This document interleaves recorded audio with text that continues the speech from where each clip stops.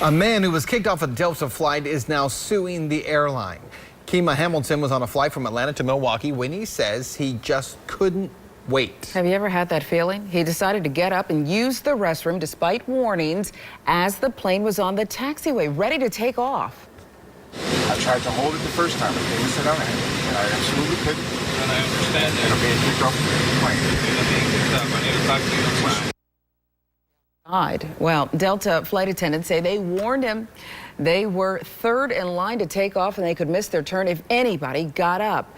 Well, they did miss their turn. Once he got back to his seat, the plane went back to the gate. Hamilton was banned from flying Delta for the entire day. He had to pay triple the cost for a ticket on Southwest. He's 40 years old. He says the situation never would have escalated had he been white. And there's the key. According to him, he is now suing Delta for racial discrimination. Okay, that's his theory. Tonight, Delta sent this statement to CBS 46 saying it is imperative that passengers comply with crew instructions during all phases of flight, especially at the critical points of takeoff and landing, which our findings indicate this customer did not do. Delta goes on to say, we take any claims of discrimination seriously, though we cannot comment further on pending litigation.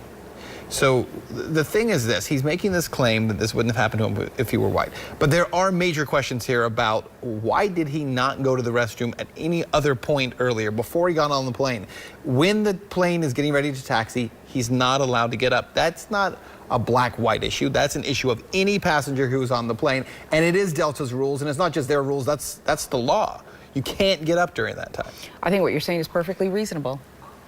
Ding, ding, ding, ding, ding. I think what you just said is perfectly reasonable. However, you started with a question about why didn't he go at any other time? I don't know. Maybe he didn't have to go then. Maybe not. Maybe it was an emergency. Maybe he has some kind of a medical issue. I don't know. There's much more that we have to learn here. Atlanta-based Delta, I will say this. I think they played it publicly just right in that statement, getting their position out, and at the same time, not going all in on him, not dismissing his claims of discrimination, just saying that, you know, they take it seriously and they're not going to say more. So, but the news flash is you made some perfect sense there.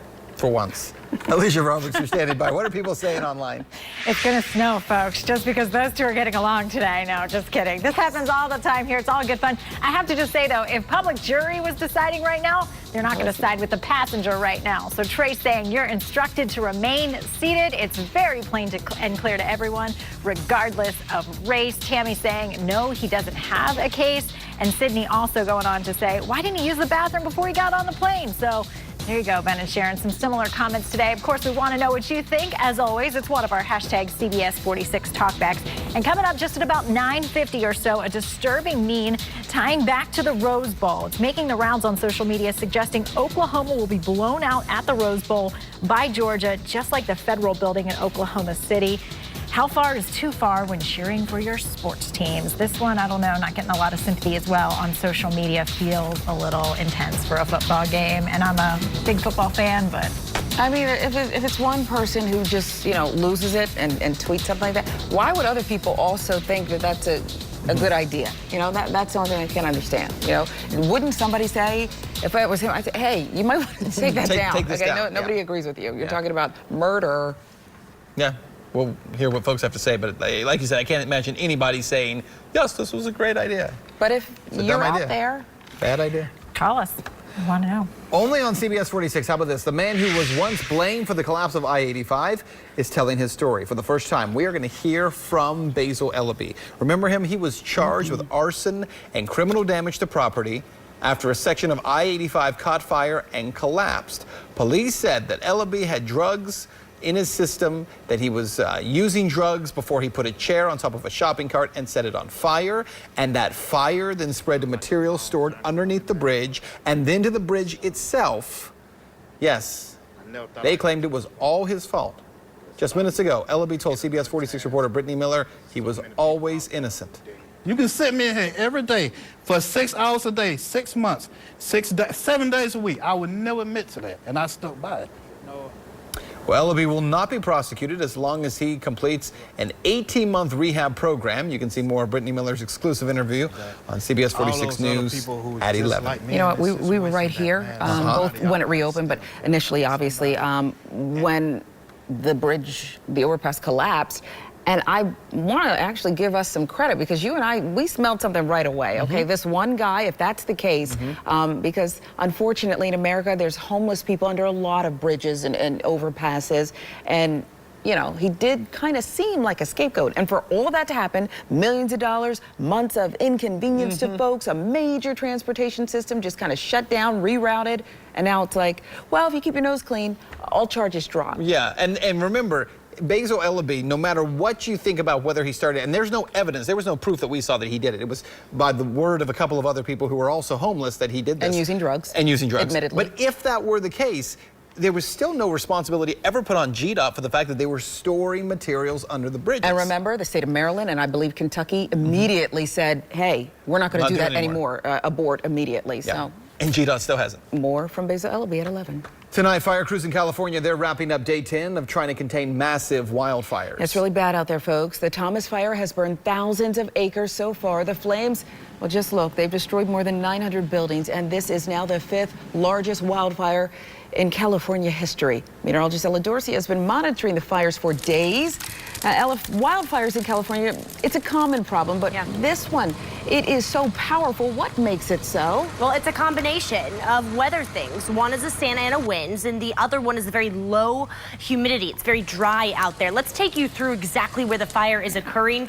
Again, this is to the north of Los Angeles in the mountain ranges. Generally, it looks like it's between Santa Paula and Santa Barbara.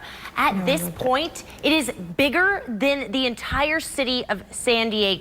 Okay, and it is spread as fast as 1 acre per minute at times. It's so large and spread so fast that it even created its own weather at times called fire weather. Again, this is all caused by the Santa Ana winds. That's why it spread so fast. And these are really dry, hot winds that originate at high levels of the tops of those mountain ranges and then go down the mountain ranges towards the coast. So this fire is going to spread out on all ends. And the bad news here is these winds are expected to pick up through the day tomorrow.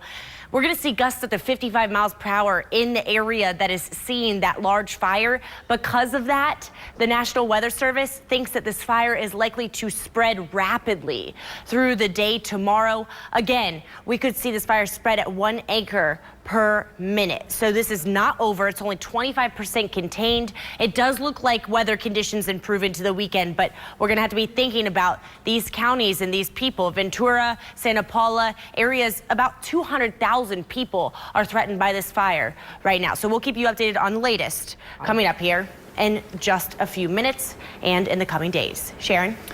All right, so we do feel for our friends out west, Ella. Thank you. Next at 9, a Metro Atlanta family is reaching out to the Trump administration. In fact, they're desperate for help. They need the president's word to help save a loved one who is suffering from cancer overseas. Plus, what did you search for this year? Because Google has been digging through your search history. We have the list of the top 10 searches for 2017. One of them is a recent story, too.